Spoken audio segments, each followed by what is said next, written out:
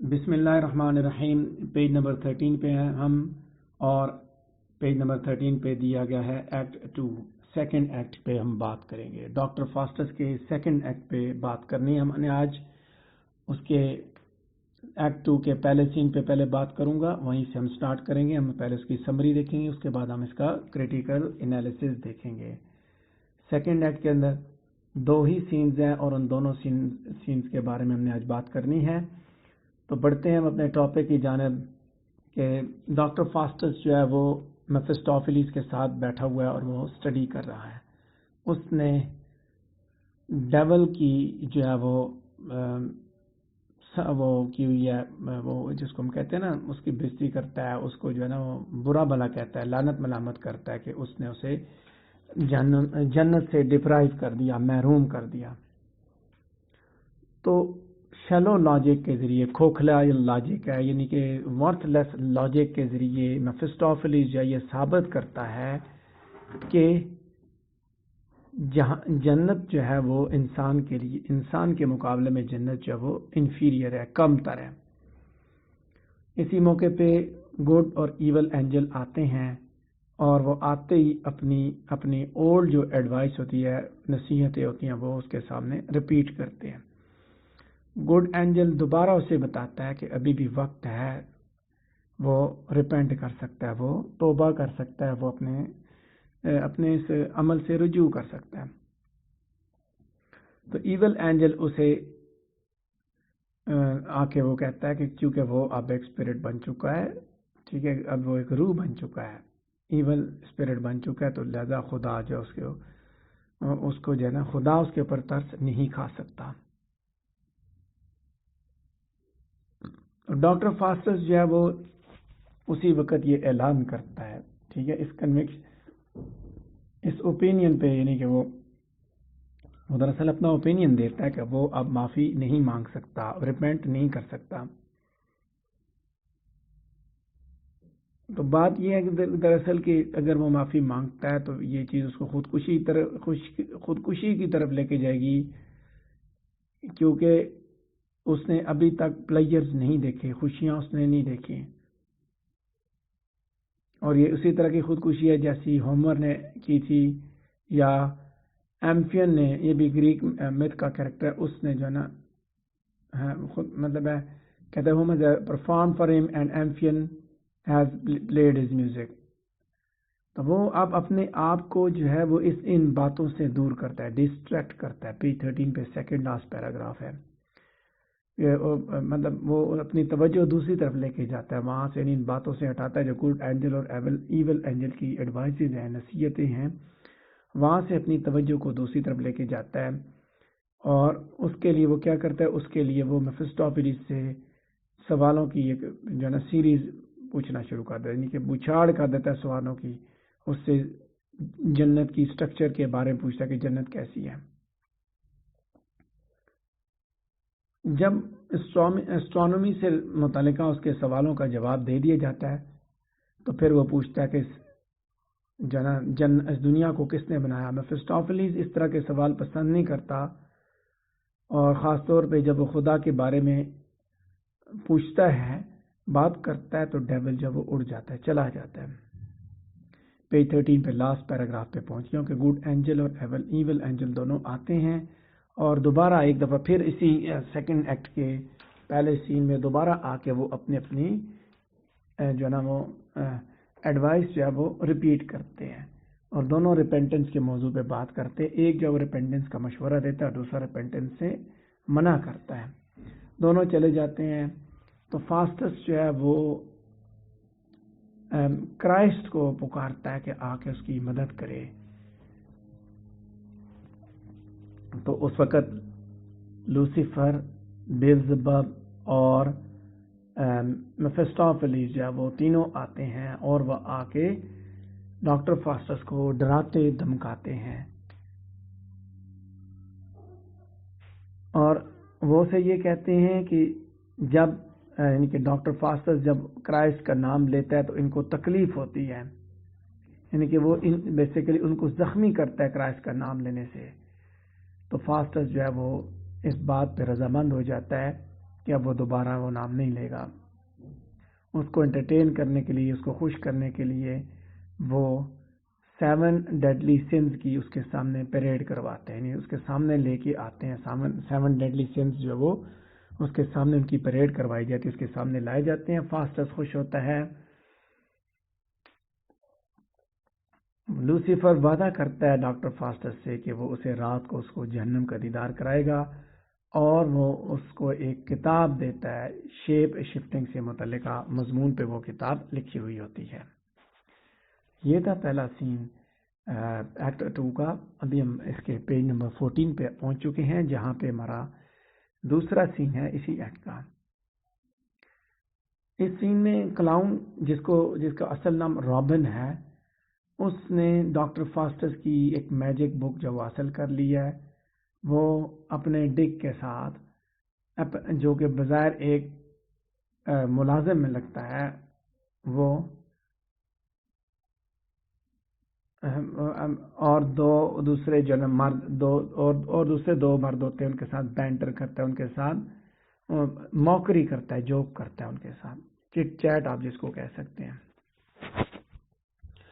Clown کے پاس magic بک ہے، لیکن بظاہر وہ اس کو پڑھ نہیں سکتا.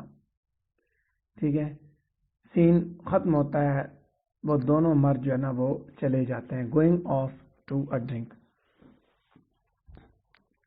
پینے کے لیے، کچھ پینے کے لیے انہوں نے جانا ہوتا ہے. یہ تھا ہمارا سیکنڈ ایکٹ، جس میں ہم نے دیکھا کہ جتنے امپورٹنٹ کردار ہیں وہ سارے کے سارے سامنے آئے. مفیسٹوفیلیس، لوسیفر اور بیلزبب بھی آئے. ڈاکٹر فاسٹس کو گڈ اور ایول اینجلز بھی آ کے اپنی اپنی ایڈوائزز دی. اس کے علاوہ کلاؤن کی اپیئرنس بھی ہم نے دیکھی. آگے ہم بات کرتے ہیں اسی ایکٹ کے انالیسس پہ، سیکنڈ ایکٹ کے انالیسس پہ بات کرتے ہیں کہ فاسٹس جو ہے اس کو یہ خوف جو ہے نا اس کو پریشان کرتا ہے کہ اگر وہ معافی مانگے گا تو یہ بات بھی اچھی نہیں ہوگی، یعنی کہ وہ کوئی اچھا کام نہیں کرے گا. وہ اس چیز پہ پریشان ہے نا کہ سیکنڈ ٹائم اس پلے میں ایول اینجل اسے آ کے وارن کرتا ہے کہ وہ اتنا دور جا چکا ہے کہ اب اس کے پاس معافی کی کوئی گنجائش نہیں ہے، معافی کا کوئی رستہ نہیں ہے. لوسیفر آتا ہے اور وہ آ کے ڈاکٹر فاسٹس کو یہی مشورہ وہ بھی دیتا ہے کہ وہ کیا بات کہتا ہے، Christ can not save Thai civil for he is just, کہ تمہاری روح کو وہ بھی نہیں بچا سکتا کیونکہ وہ بھی انصاف پسند ہے. یہ ایڈوائز ایک ایول سے آتی ہے. ٹھیک ہے، ایول اینجل اور لوسیفر دونوں جو ہے دراصل ڈاکٹر فاسٹس کو تباہی کی اس گہرائیوں میں دھکیلنے میں انٹرسٹڈ ہیں. ان کی دلچسپی دراصل ڈاکٹر فاسٹس کو تباہی کی طرف لے کے جانے میں ہے. اگر یہ بات مطلب ایسا ہوتا، یعنی کہ وہ اتنا لیٹ ہو چکا ہوتا، تو پھر ان کو ڈاکٹر فاسٹس کی پریز کے ساتھ کوئی کنسرن نہیں ہونا تھا، یا بہت کم ان کو کنسرن ہونا تھا، کیونکہ وہ تو تباہ ہو چکا ہے ڈاکٹر فاسٹس. اب تو ان کو پتہ ہونا چاہیے کہ اگر ڈاکٹر فاسٹس دعائیں مانگتا ہے، ریپینٹنس کا سوچتا ہے، تو اس کو تو کوئی فائدہ نہیں ہوگا، تو ان کو تو اس چیز کی فکر ہی نہیں ہونی چاہیے. لیکن ایسا نہیں ہے، وہ اس کو منع کرتے ہیں کیونکہ اندر خانے اس بات کو انہیں پتہ ہے کہ یہ معافی اگر مانگے گا تو اس کو معافی مل بھی سکتی ہے. Fastus is next paragraph ہے کہ Fastus is damned because he does not understand the nature of Christian redemption. Fastus کی ڈیمنیشن ہو جاتی ہے کیونکہ وہ جو کرسچن ریڈیمشن کا جو نوعیت ہے اس کو سمجھ نہیں سکتا، اور یہی دراصل اس کی جو نا وہ اس پلے کا ایک سینٹرل تھیم ہے. ٹھیک ہے، دیکھیں ہم نے کیا بات کی، کرسچن ریڈیمشن کسی بھی موقع پہ آپ معافی مانگے تو آپ کی معافی قبول کی جائے گی، لیکن وہ اس چیز کو نہیں سمجھتا، بلکہ وہ ان شیطانوں کے بہکاوے میں ان کی باتوں میں آ جاتا ہے، ان کی بات کو مان لیتا ہے، تو وہی اس کے لیے تباہی کی وجہ بنتی ہے. کہ اگر فاسٹس جو ہے ریپینٹ کرتا ہے، توبہ کرتا ہے اور وہ معافی کے لیے گزارش کرتا ہے، تو وہ پھر ابھی بھی وہ بچایا جا سکتا ہے. گڈ اینجل اسی بات کا اس کو وعدہ کرتا ہے. اس پلے کے اندر گڈ اینجل کو آپ دراصل فاسٹس کی بیٹر ججمنٹ کی ڈرامیٹک ریپرزنٹیشن کا بھی نام دے سکتے ہیں. دراصل اس کو آپ یہ بھی سمجھیں کہ یہ انر سول ہے basically good angel and evil angel, کہ گڈ اینجل جو ہے اس کی بیٹر ججمنٹ ہے، وہ جو اسے اس طرف لے کے جاتی ہے، اور دوسری جو اس کی ورسٹ ججمنٹ ہے. اور یہ ایک لٹرل کریکٹر ہے، لیکن فاسٹس کا گارڈین اینجل ہے. بہت سے Christian theologians since the time of the first doctors of the Catholic Church had the opinion that each human on earth had a guardian angel as protector. ٹھیک ہے، بہت سے کرسچین theologians اس چیز پہ blue کرتے ہیں، ان کا یہ اوپینین ہے کہ ہر انسان جو اس دنیا پہ ایگزسٹ کرتا ہے اس کے ساتھ، جیسے ہمارے یہاں ہے نا وہ منکر نکیر والی بات، تو یہاں خیر اس نے دوسری بات کر دی کہ ہر ایک کے ساتھ گارڈین اینجل ہے جو کہ اس کو پروٹیکٹ کرتا ہے، اور یا اس کا وہ پاسبل گائیڈ ہے، رہنما ہے اس کا. ادھر وے جو گڈ اینجل کی جو ایڈوائس ہے وہ ساؤنڈ ہے، وہ قابل عمل ہے.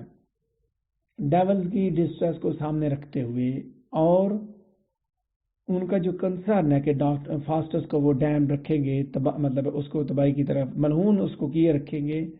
آبزروینٹ آڈینس بھی یہ دیکھتا ہے کہ اس چیز میں کوئی ریئل ایمبیگوٹی نہیں ہے، یعنی کہ کوئی ایسی پیچیدگی نہیں ہے کہ فاسٹس کی جو ہے نا اس بات میں کوئی پیچیدگی نہیں ہے کہ معافی جو ہے وہ لیٹ ہو چکی ہے. یعنی کہ جس طرح انہوں نے ایول اینجل نے اور ڈیولز نے اسے کہا کہ تم ابھی معافی نہیں مانگ سکتے، تم بہت لیٹ ہو چکے ہو. تو عام جو آڈینس ہے، عام جو کرسچن ہے، وہ بھی یہ سمجھتا ہے کہ معافی تو وہ مانگ سکتا تھا، صرف فاسٹس اس چیز پہ انشور نہیں ہے.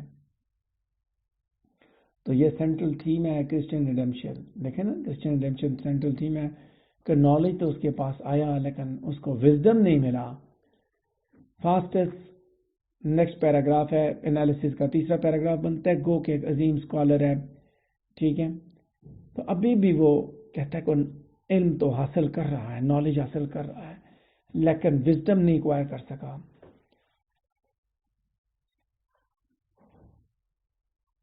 عقل نہیں حاصل کر سکا.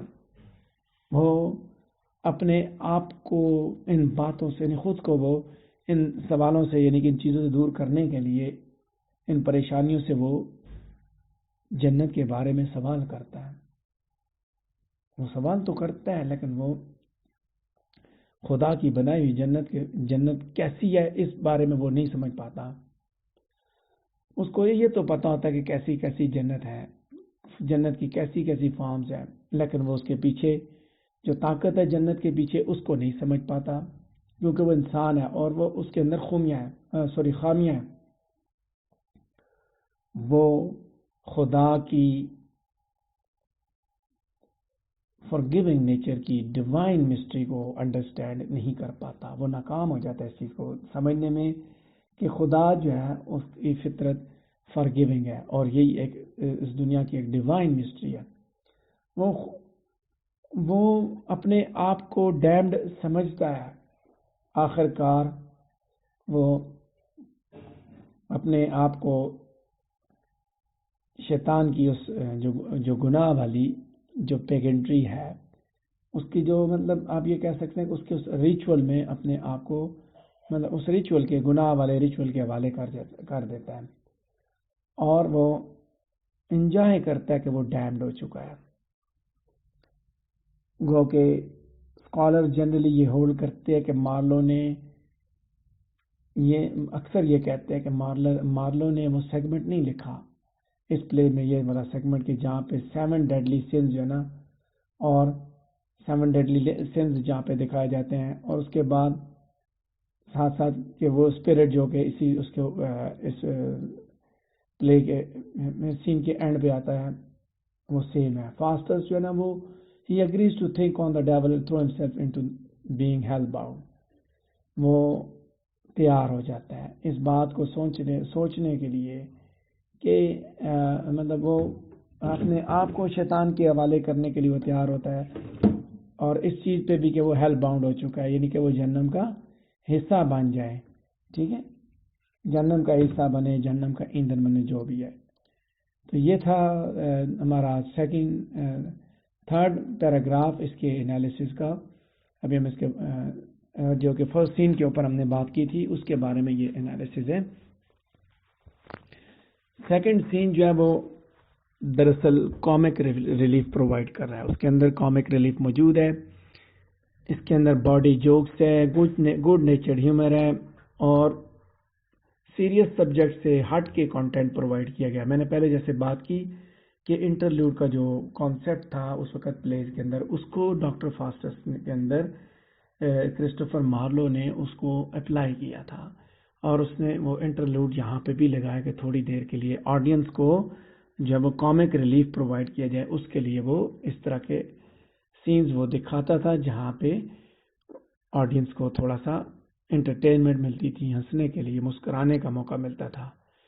تو یہاں بھی یعنی کہ اس کانسیپٹ کے مطابق یعنی کہ کچھ یہ کہتے ہیں کہ کامک ریلیف سینز کو اگر آپ اکٹھا کریں تو یہ مین سٹوری جو پلے کیا ہے اس کے مقابلے میں یعنی کہ ایک کاؤنٹر پوائنٹ جو ہے کانسٹیٹیوٹ کرتے ہیں، اس کے ساتھ کوئی دوسری سٹوری بھی وہ پرووائڈ کر رہے ہیں۔ تو اس معاملے اس کے حساب سے اگر آپ دیکھیں اس ویو کے حساب سے تو مین پلے جو ایک ایکسرسائز ہے، مارلو اپنی کرافٹ کو انجوائے کرتے ہوئے تھیمز کی سنسیریٹی کو انڈر کٹ کرتا ہے with running series of scenes mocking the whole idea of demon summoning. وہ مذاق اڑاتا ہے نا، یعنی کہ اس آئیڈیا کو مذاق کیسے ڈیمن کو سمن کیا جاتا ہے، کیسے بلایا جاتا ہے۔ تو دراصل کامک سینز اور ان کی امپورٹ جو ہے نا، ہم اگر دیکھیں تو یہ ایک انسائڈ جوک ہے، maybe even a private one only enjoyed by Marlowe himself, ایک پرائیویٹ جوک ہو سکتا ہے، مزاح ہے، ٹھیک ہے، لیکن یہ انٹرپریٹیشن جو ہے نا، مطلب ہے آپ اتنا وہ لاجیکل آپ نہیں کہہ سکتے، ٹھیک۔ کامک سین جو ہے نا وہ بیسیکلی دراصل مارلو کی بایوگرافی کو ہی بیسیکلی کلر کر رہے تھے۔ جب آپ پلے کو پڑھتے ہیں تو اس چیز میں آپ کو پتہ چلتا ہے کہ author is always a difficult and uncertain method. Author کے بارے میں جب آپ اس چیز کے what is believe about the author, کہ آتھر کے بارے میں کیا سوچا جاتا ہے، تو یہ چیز یہ بڑا مشکل اور انسرٹن میتھڈ ہے کہ اس کے ذریعے آپ دیکھیں، مارلو کی بایوگرافی کو دیکھیں۔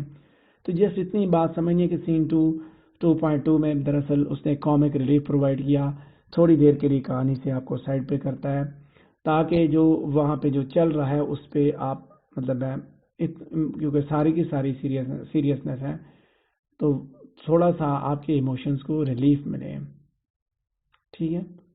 تو یعنی کہ یہاں بھی یعنی کہ اس جو میں نے آپ کو اسٹڈی میٹیریل پرووائڈ کیا کہ اس کا بھی اوپینین یہی ہے کہ مارلو اور بینگ اے ریبیلیس ایتھیسٹ، اور جو سٹوری ہے اس کی، ٹھیک ہے، جو سٹوری ہے اس کی، سٹوری کو بھی آپ دیکھیں تو آپ کو ان دونوں کے درمیان کوئی کانفلکٹ نہیں نظر آتا۔ اگر آپ غور سے کریں تو آپ کو کوئی کانفلکٹ، کوئی تضاد، کوئی ٹکراؤ نہیں نظر آتا، ٹھیک ہے۔ تو اسی چیز کو سمجھنے کے لیے ہم آگے بھی اس کے جو نا اگلے وہ ایکٹ کو دیکھیں گے تو آپ کو اندازہ ہو جائے گا۔ سین نیکسٹ ہے نا آپ کا جو ایکٹ 4 ہے، وہاں پہ یہ چیزیں بھی آپ کو ملیں گی۔ اچھا، آگے بڑھتے ہیں ہم، یہاں تک ہم نے سیکنڈ ایکٹ کو پڑھ لیا، آگے ہم بڑھیں گے تھرڈ ایکٹ کی جانب۔